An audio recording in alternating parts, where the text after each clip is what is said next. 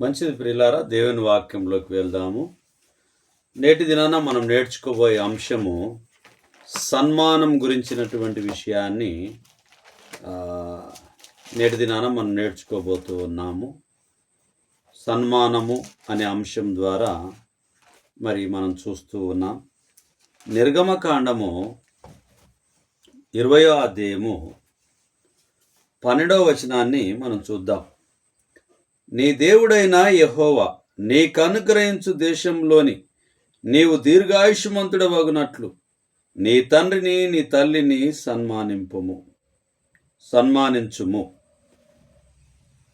మనముండేటటువంటి దేశంలో, మనముండేటటువంటి ప్రదేశంలో మనం దీర్ఘాయుష్మంతులుగా ఉండాలి అని అంటే దేవుడు కోరుకుంటున్నటువంటి విషయం ఏంది అని అంటే, నీ తల్లిని నీ తండ్రిని సన్మానించుము అని చెప్పి దేవుని వాక్యం మనకు తెలియపరుస్తూ ఉన్నది.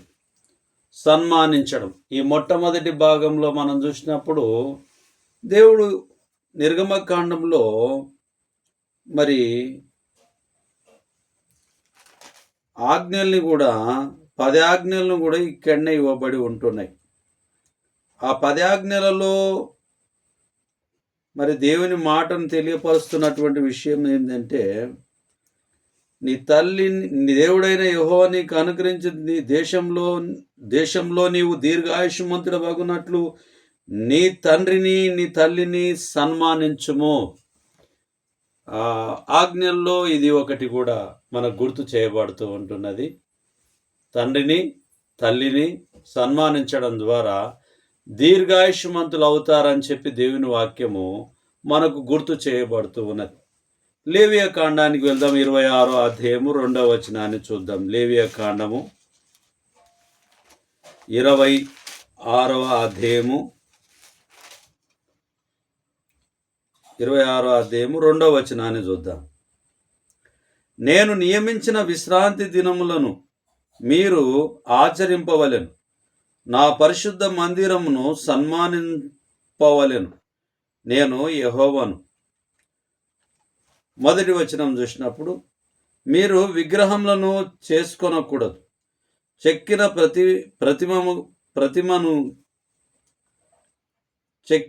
ప్రతిమను గాని బొమ్మను గాని నిలువబెట్టకూడదు. మీరు సాగిలపడుటకు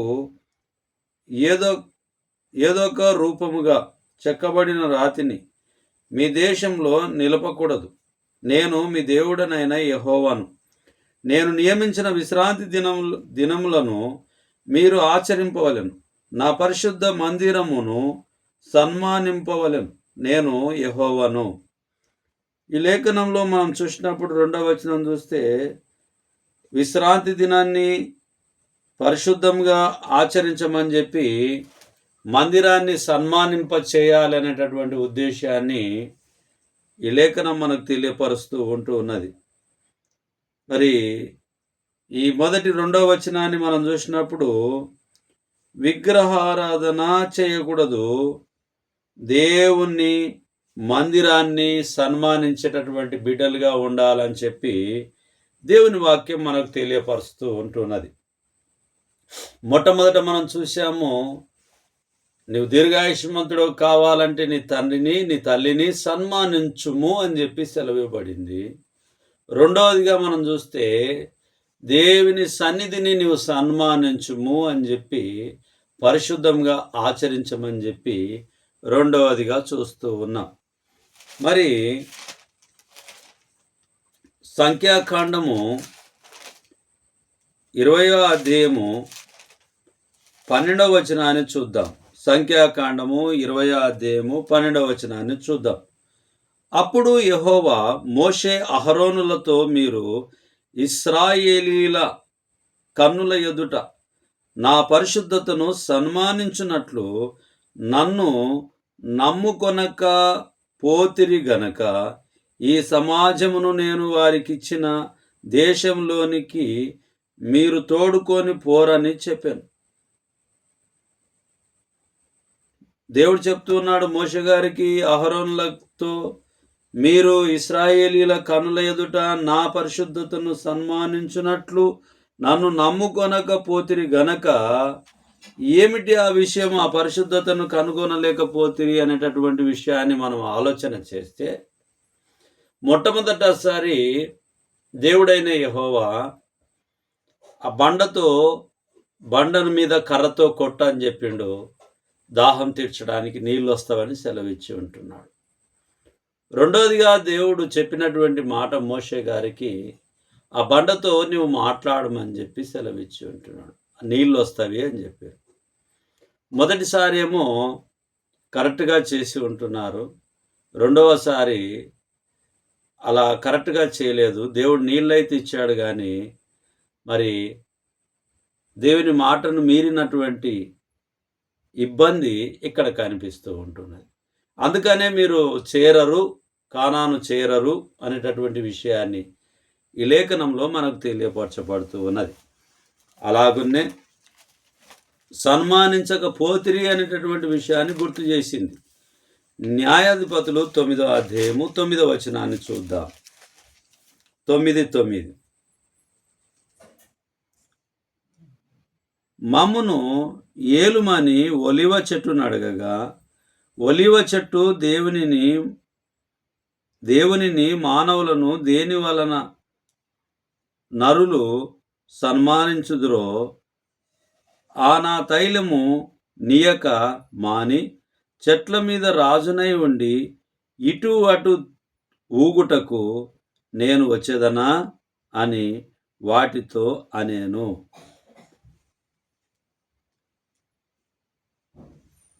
షెకెంలో పౌరులు అబీమెలెకును రాజుగా నియమించుట గురించి, అలాగునే 7వ వచనం నుంచి ఒక ఉపమానము చెప్పి వారిని సిగ్గుపరచుట గురించి ఈ లేఖనము ఒక ఉపమానాన్ని మనకు గుర్తు చేయబడుతూ ఉంటున్నది.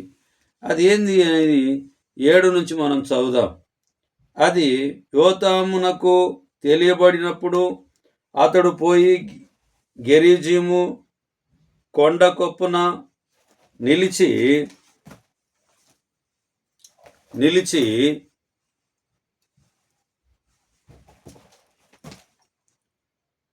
అది యోతామునకు తెలియబడినప్పుడు అతడు పోయి గెరిజీము కొండ కొప్పున నిలిచి ఎలుగెత్తి పిలిచి వారితో ఇట్లనెను, షెకెం యజమానులారా, మీరు నా మాట వినిన ఎడల దేవుడు మీ మాట వినును. చెట్లు తమ మీద రాజును ఒకనిని అభిషేకించుకొనవలెనను మనసు కలిగి బయలుదేరి మమ్మును ఏలుమని ఒలివ చెట్టును అడగగా, ఒలివ చెట్టు దేవునిని మానవులను దేని వలన నరులు సన్మానించుదురో ఆ నా తైలము నీయక మాని చెట్ల మీద రాజునై ఉండి ఇటు అటు ఊగుటకు నేను వచ్చేదనా అని వాటితో అనేను. ఒలివ చెట్టు ఉపమానాన్ని మనం చూసినప్పుడు మరి అభిషేకించాల్సినటువంటి తైలంగా నేనున్నటువంటి నేను మీతో వచ్చి అటు ఇటు ఊగులాడుదునా తిరుగులాడుదునా అన్నట్టుగా ఈ లేఖనం మనకు తెలియపరుస్తుంది. సన్మానించడానికి నేను ఉపయోగకరంగా ఉంటూ ఉన్నాను, ఒలివ చెట్టు అంటుంది. సన్మానించడానికి నేను ఉపయోగకరంగా ఉంటూ ఉన్నాను, అది నా నుండి నేను తీసివేసుకోను అనేటటువంటి ఉద్దేశాన్ని ఈ లేఖనము మనకు తెలియపరుస్తూ ఉన్నది. మరి మనము మన జీవితంలో కూడా దేవుడు మనల్ని ఎందుకొరకు నియమించిండో దాని నుంచి వైదొలగకుండా జాగ్రత్త కలిగి మనం ఉండాలి. శ్రద్ధ కలిగి భక్తి కలిగి దేవుని ఆలోచనలు ఉద్దేశాలను బట్టి మనం చేయగలిగినటువంటి పనిని, దేవుడు చెప్పినటువంటి పనిని మనం చేసేవారిగా ఉండాలి. ఒకవేళ మనకు చేయడానికి రాకపోయినా దేవుడు ఆయన నడిపించుకోగలుగుతాడు, ఆయన మనల్ని నడిపించుకోగలుగుతాడు, ఆయన యొక్క ఉద్దేశాన్ని నెరవేర్చుకోగలుగుతాడు. మోషే గారు అన్నారు, నేను నత్తివాడిని, ఈ ప్రజలు నేను ఏ విధంగా నడిపించగలను అని అన్నాడు. దేవుడు నేను నీకు తోడై ఉన్నాను అని చెప్పాడు. అవును ప్రియమైనటువంటి సహోదరులారా, ఈ రాత్రి కాలమందు వాక్యం వింటున్నటువంటి నీ జీవితం నా జీవితంలో మనం ఆలోచన చేస్తే ఎందుకు పనికి రాకపోయినప్పటికీ కూడా ఆయన వాడుకోగలుగుతాడు. యేసయ్యతో పాటు ఉన్నటువంటి శిష్యులను మనం ఆలోచన చేస్తే వాళ్ళు చేపలు పట్టేటటువంటి జాలలుగా ఉంటే వారిని ఏమన్నాడు యేసు ప్రభువారు? మనుషులను పట్టు జాలరుగా మిమ్మల్ని మారుస్తాను అని సెలవిచ్చి ఉంటున్నాడు. అవును ప్రియులారా, ఏమైనా ఆయన చేయగలడు. ఏదైనా ఆయనకు అసాధ్యమైనది ఏమీ లేదు. ఇక్కడ కూడా లేదు ఆయనకు అసాధ్యమైనది. అసాధ్యమైనది ఏమున్నది? అసాధ్యమైనది ఏమున్నది? యూదా స్తుతి గోత్రపు సింహమా యేసయ్యా. ఆయన యూదా స్తుతి గోత్రపు సింహంగా ఉంటూ ఉన్నాడు. కాబట్టి ఆయన చెప్పిన దాన్ని మనము చేయవలసినదిగా, తండ్రి చెప్పింది కుమారుడు చేస్తూ ఉన్నాడు. తండ్రి కుమారుడు చెప్పినటువంటిది మనము చేయాల్సిన వారిగా మన కర్తవ్యాలు మన ముందు ఉంటూ ఉన్నాయి. అలాగునే ఎస్తేరు గ్రంథము 1వ అధ్యాయము 20వ వచనాన్ని మనం చూస్తే, మరియు రాజు చేయు నిర్ణయము విస్తారమైన తమ రాజ్యమందట ప్రకటించిన ఎడల గనురాలు గాని అల్పురాలు గాని స్త్రీలందరూ తమ పురుషులను సన్మానించుదురని చెప్పాను.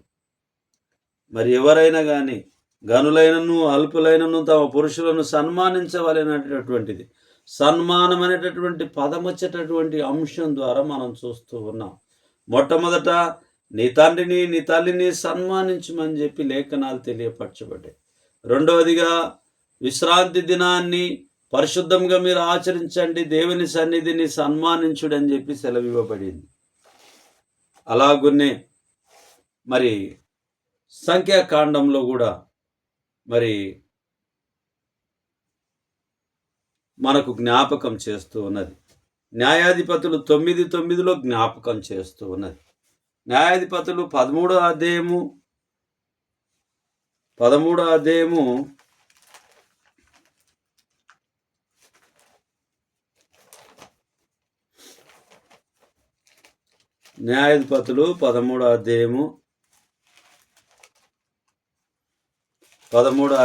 17వ వచనాన్ని చూద్దాం. 13-17. మనోహ, నీ మాటలు నెరవేరిన తర్వాత మేము నిన్ను సన్మానించున్నట్లు నీ పేరేమని యెహోవా దూతను అడగగా, యెహోవా దూత, నీవేలా నా పేరు అడుగుచున్నావు? అది చెప్పశక్యము కానిదనెను. మరి మనోహ గారు యెహోవా దూత విషయంలో మరి సన్మానించేటటువంటి విషయంలో ఆలోచన చేసి ఉంటున్నాడు మనోహ గారు. ఎస్తేరు 1:20లో మనం చూసినప్పుడు, గనులైనను అల్పులైనను తమ భర్తలకు సన్మానించడానికి వాళ్ళు ఉంటూ ఉన్నారనేటటువంటిది దేవుని వాక్యం తెలియపరుస్తూ ఉంది. కీర్తనలు 15వ కీర్తన 4వ చరణాన్ని మనం చూద్దాం. కీర్తనలు 15 4వ చరణాన్ని చూద్దాం. 15 4వ చరణం. అతని దృష్టికి నీచుడు అసహ్యుడు, అతడు యెహోవా యందు భయభక్తులు గల వారిని సన్మానించును. అతడు ప్రమాణము చేయగా నష్టము కలిగినను మాట తప్పడు. ఈ 4వ వచనాన్ని చూసినప్పుడు, అతని దృష్టికి నీచుడు అసహ్యుడు, అతడు యెహోవా యందు భయభక్తులు గల వారిని సన్మానించును. అతడు ప్రమాణము చేయగా నష్టము కలిగిన మాట తప్పడు. దేవుడు మాట తప్పే దేవుడు కాదు అనేది ఈ లేఖనం తెలియపరుస్తుంది. అలాగునే యెహోవా యందు భయభక్తులు కలిగినటువంటి వారిని ఆయన సన్మానించును అని చెప్పి దేవుని వాక్యం మనకు తెలియపరుస్తుంది. మనం భయభక్తులు కలిగినటువంటి బిడ్డలుగా ఉంటే దేవుని యొక్క సన్మానాన్ని పొందుకునేటటువంటి కుమారులుగా కుమార్తెలుగా మనం ఉంటామని చెప్పి దేవుని వాక్యం మనకు తెలియపరచబడుతూ ఉంటూ ఉన్నది. కాబట్టి ప్రియులారా, దేవుని వాక్యంలో ఉన్న గొప్ప విషయాలను మనం ఎప్పుడు మరవద్దు, దేవుని వాక్యాన్ని విడవద్దు. మత్తయి సువార్త 21వ అధ్యాయము 37వ వచనాన్ని చూద్దాం. మత్తయి సువార్త 21 అధ్యాయము 37 వచనాన్ని చూద్దాం.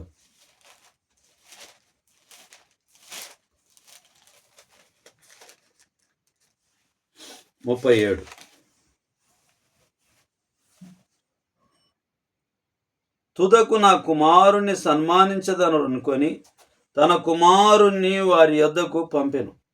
అయినను నా కాపులు కుమారుణ్ణి చూచి, ఇతడు వారసుడు, ఇతనిని చంపి ఇతని స్వాస్థ్యం తీసుకొందుము రండి అని తమలో తాము చెప్పుకొనిది.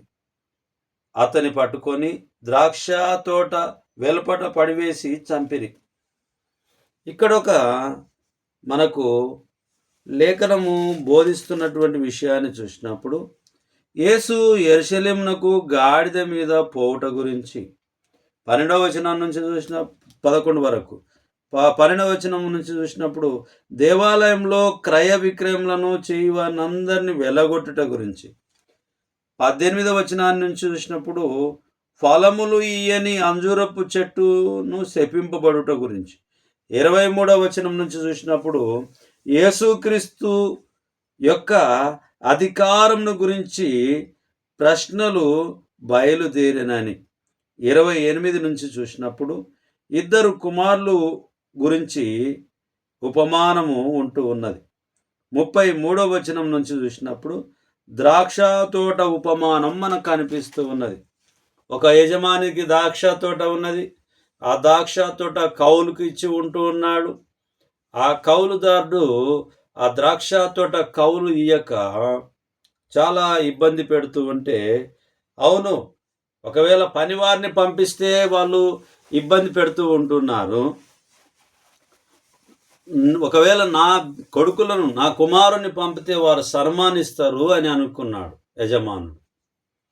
కానీ ఇతడు వారసుడు, ఇతని యజమాని వారసుడు, ఇతన్ని చంపితే ఆస్తి మనకైతుంది అని చెప్పి ఆయనను చంపివేసినటువంటి ఉపమానాన్ని చూస్తూ ఉన్నాం. సన్మానించవచ్చు నా బిడ్డ, నా కుమారుణ్ణి అని చెప్పి తండ్రి పంపించాడు. కానీ ఆ కుమారుణ్ణి చంపివేసి ఉంటున్నారు. సన్మానము అనేటటువంటి అంశం గురించి నేటి దినాన మనం గుర్తు చేస్తూ ఉన్నాం. కాబట్టి దేవుని యొక్క కార్యాలను, ఉపమానాలను మనం చూస్తూ ఉన్నప్పుడు మన జీవితానికి మరి ఆ యొక్క ఆలోచనలు దగ్గరగా ఉన్నాయా, దూరంగా ఉన్నాయా, ఎండమావుల్లాగా ఉంటూ ఉన్నాయా, లేకపోతే నీటి బావుల్లాగా ఉంటూ ఉన్నావే? మనల్ని మనం ఈ రాత్రి కాలమందు పరిశీలన చేసుకుందాం. అపోస్తల కార్యము 28వ అధ్యాయము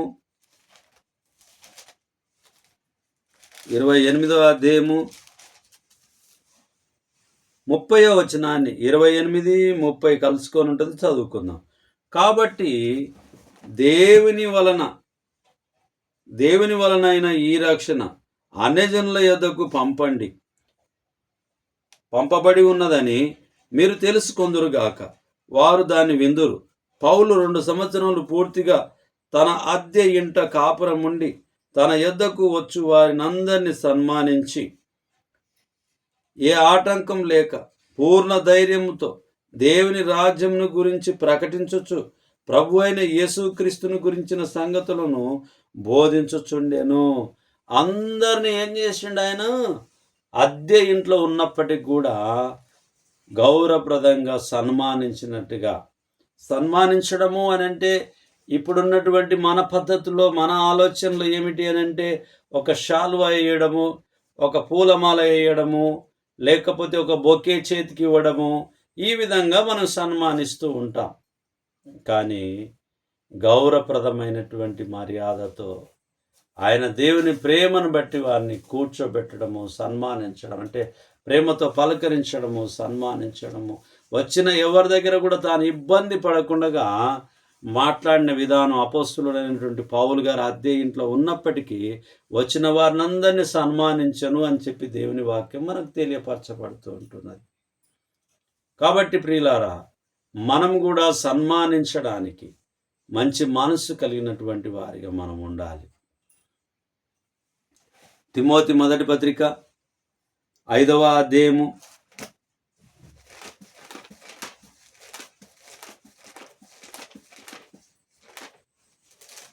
5వ అధ్యాయము 3వ వచనాన్ని చూద్దాం. 3వ వచనం, నిజముగా అనాథలైన ఇదవరాండ్రను సన్మానించుము. నిజముగా ఇదవరాండ్రైన అనాథలను సన్మానించుము. తల్లిదండ్రులను పోగొట్టుకున్నటువంటి పిల్లల్ని, అలాగనే భర్తను కోల్పోయినటువంటి స్త్రీని నిజముగా సన్మానించమని చెప్పి దేవుని వాక్యం మనకు తెలియపరుస్తుంది. పౌలు గారు తన ఇంటికి వచ్చినటువంటి ప్రతి ఒక్కరిని సన్మానించిన విషయాన్ని గుర్తు చేస్తూ ఉంది.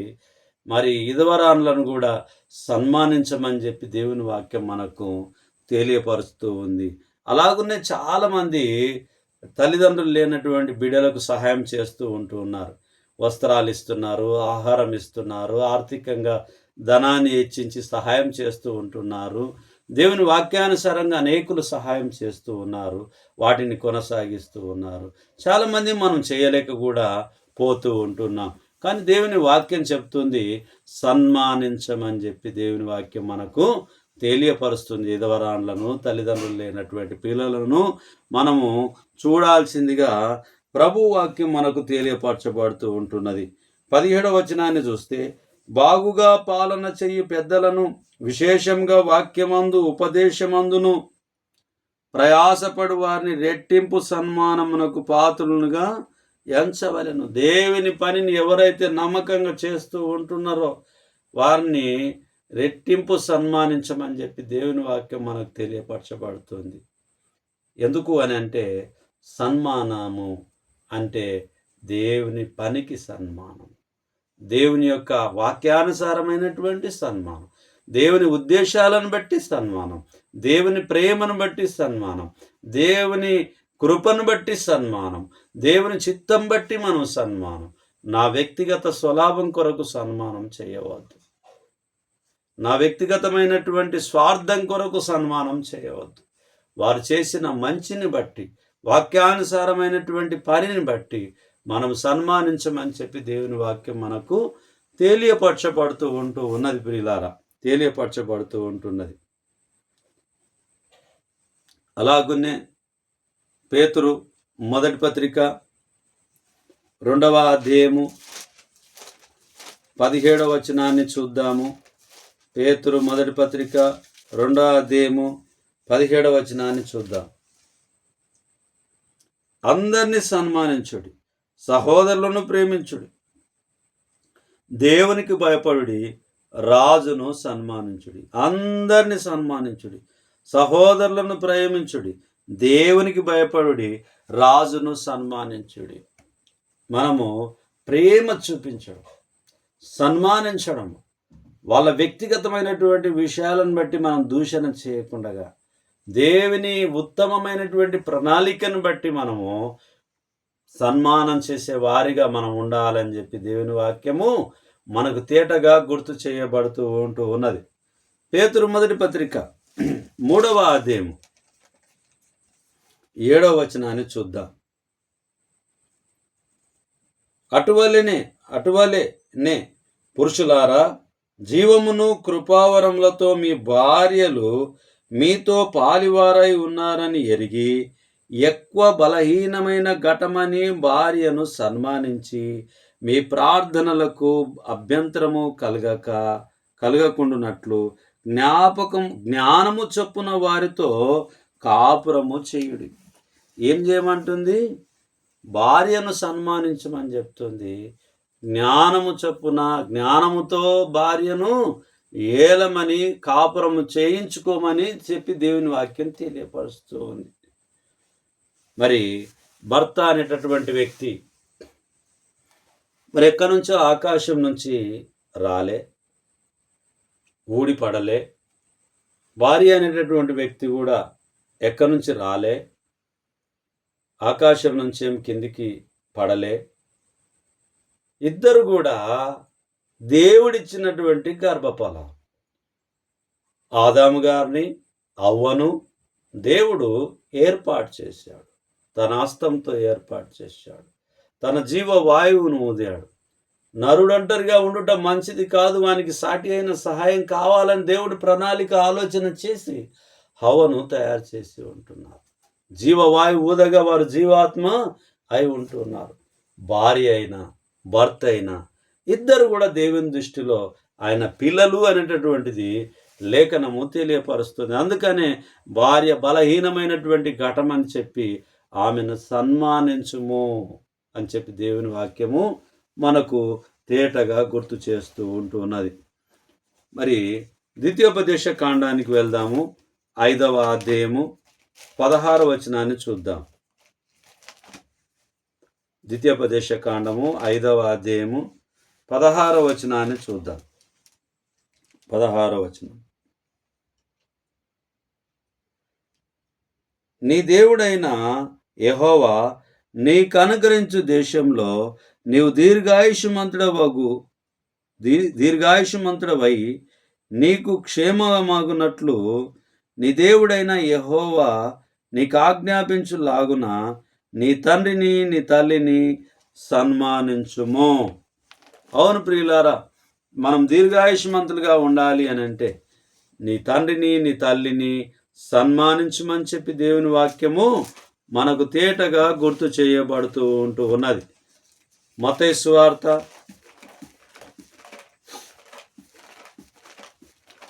19వ అధ్యాయము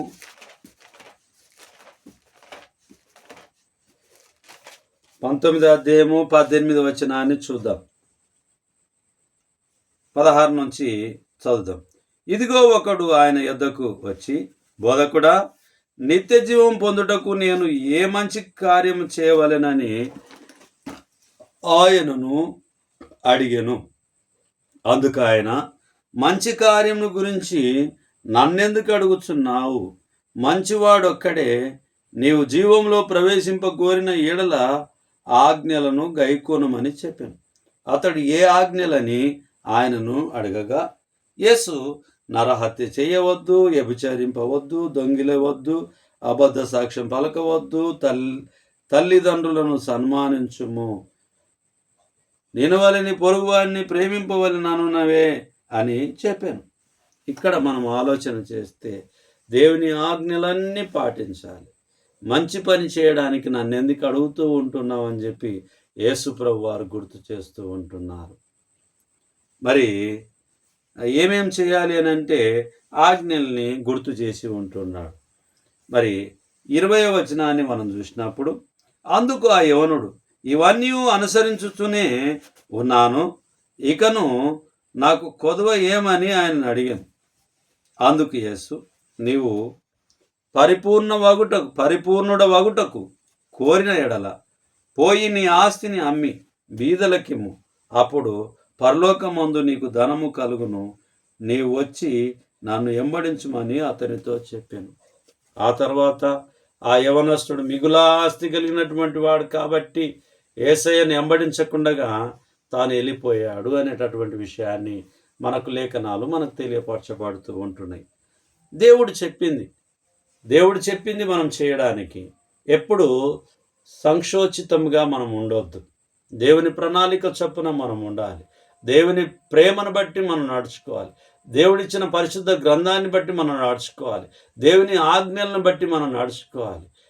ఏది ఏమైనప్పటికీ 100%కు 1000% ఏమైనప్పటికీ దేవుని ప్రణాళికను, దేవుని చిత్తాన్ని, పరిశుద్ధ గ్రంథాన్ని గౌరవించేటటువంటి కుమారులుగా, కుమార్తెలుగా మన జీవితాన్ని దేవుని ఆధీనంలో ఉంచేటటువంటి కుమారులు, కుమార్తెలుగా, బిడ్డలుగా మనం ఉండాలని చెప్పి ఈ రాత్రి కాలమందు దేవుని వాక్యం తెలియపరుస్తూ ఉంటున్నది.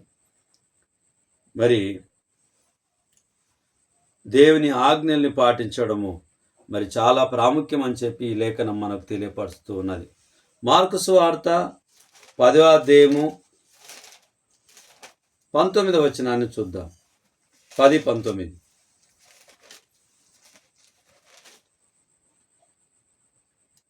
10వ అధ్యాయము 19. నరహత్య చేయవద్దు, వ్యభిచరింపవద్దు, దొంగిలవద్దు, అబద్ధ సాక్ష్యం పలకవద్దు, మోసపుచ్చవద్దు, నీ తల్లిదండ్రులను సన్మానింపుము అను ఆజ్ఞ నీకు తెలియను కదా అని అతనితో చెప్పాను. అందుకు అతడు, బోధకుడా, బాల్యం నుండి ఇవన్నీ అనుసరించుచున్నవే. అంటే నేను బాల్యం నుండి అనుసరిస్తూ ఉంటున్నాను. ఇంతకుముందు మత్తయి సువార్త 19:18, మార్కు సువార్త 10:19 కూడా ఆ మాటను మనకు గుర్తు చేయబడి ఉన్నది.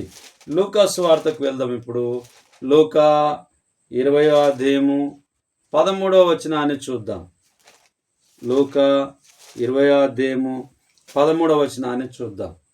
అప్పుడు ద్రాక్ష తోట యజమానుడు, నేనేమి చేతును, నా ప్రియకుమార్ని పంపుదును, ఒకవేళ వారు అతన్ని సన్మానించుతారనుకొనెను. అయినను ఆ కాపులు అతనిని చూచి, అతడు వారసుడు, ఈ స్వాస్థ్యం మనదగునట్లు అతన్ని చంపుదము రండి అని ఒకరితోనొకరు ఆలోచించుకొని అతని ద్రాక్ష తోట వెలుపలకు త్రోసివేసి చంపిరి. మరి తండ్రి అనుకున్నాడు, నా కుమారుని సన్మానిస్తాడు అని చెప్పి. మరి వీళ్ళైతే ఆయనను చంపివేసిన విషయాన్ని ఈ లేఖనం మనకు గుర్తు చేస్తూ ఉన్నది. మరి 18వ అధ్యాయము 20వ వచనాన్ని చూద్దాం. లూకా సువార్త 18:20 వచనం. వ్యభిచరింపవద్దు, నరహత్య చేయవద్దు, దొంగిలివద్దు, అబద్ధ సాక్ష్యం పలకవద్దు, నీ తల్లిదండ్రులను సన్మానించుమని ఆజ్ఞలను ఎరుగుదువు కదా అని అతనితో చెప్పాను. అందుకతడు, బాల్యం నుండి నేను ఎరుగుదును. ఈ పర్సన్ విషయంలో మరి మత్తయి 19:18, మార్కు 10:19, లూకా 18:20 ఈ 3 చోట్ల కూడా ఈ యవనస్తుని గురించినటువంటి విషయాన్ని మనకు గుర్తు చేయబడుతూ ఉంటున్నది. రోమీలకు రాసిన పత్రికకు వెళ్దాము. రోమీలకు రాసిన పత్రిక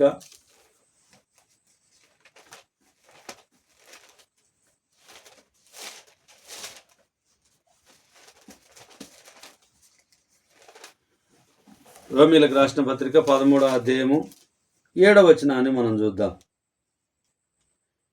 ఇందుకే కదా మీరు పన్ను కూడా చెల్లించుచున్నారు. కాబట్టి ఎవనికి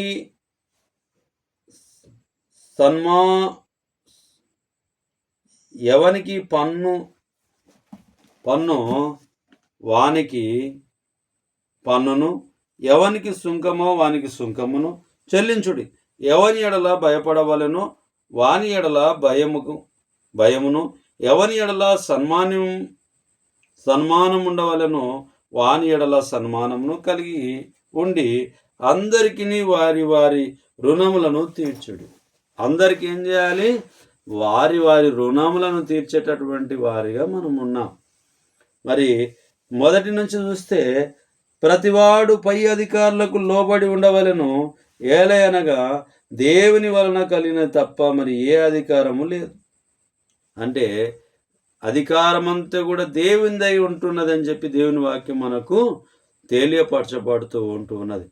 ఎఫెసీయులకు రాసిన పత్రిక 6వ అధ్యాయము, ఎఫెసీ పత్రిక 6వ అధ్యాయము, పిల్లల్లారా, 1 నుంచి 3 వచనాలు. పిల్లల్లారా, ప్రభునందు మీ తల్లిదండ్రులకు విధేయులై ఉండుడి, ఇది ధర్మమే. నీకు మేలు కలుగునట్లు నీ తండ్రిని తల్లిని సన్మానింపుము, అప్పుడు నీవు భూమి మీద దీర్ఘాయుష్మంతుడవగుదువు. ఇది వాగ్దానంతో కూడిన ఆజ్ఞల్లో మొదటిది. మరి తండ్రులకు కూడా చెప్తున్నాడు, తండ్రులారా, మీ పిల్లలకు కోపం రేపక ప్రభు యొక్క శిక్షలోను బోధలోను వారిని పెంచుడు. ఎప్పుడైతే దేవుని వాక్యంలో మనం మన పిల్లల్ని పెంచుతామో వారు శిక్షలో పెరుగుతారో వారు గొప్పవారుగా ఉంటారని చెప్పి దేవుని వాక్యం మనకు తెలియపరుస్తూ ఉన్నది. మరి యాకోబు పత్రిక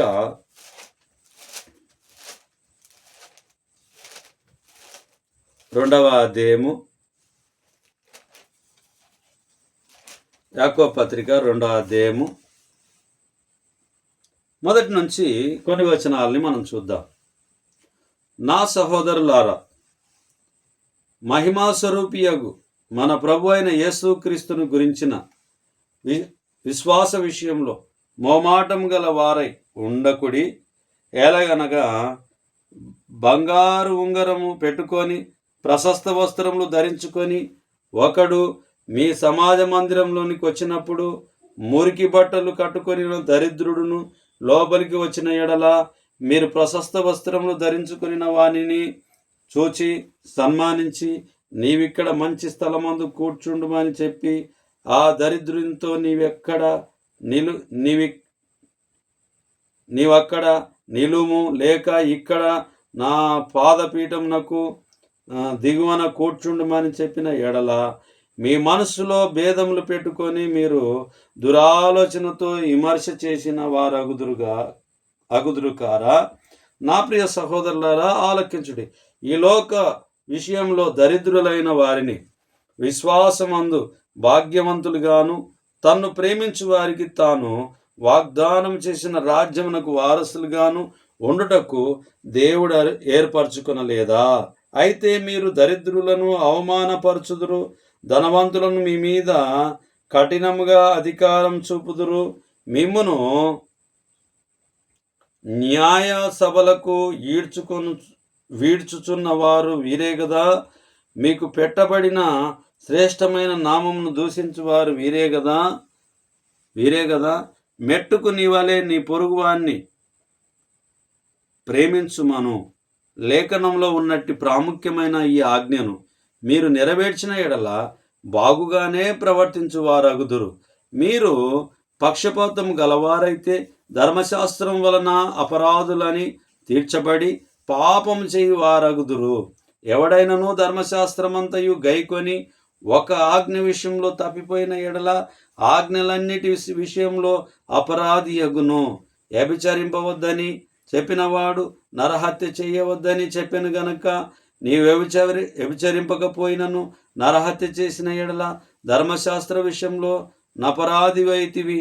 స్వాతంత్రము ఇచ్చు నియమం చొప్పున తీర్పు పొందు బోవు వారికి తగినట్టుగా మాటలాడుడి, అలాగునే ప్రవర్తించుడి.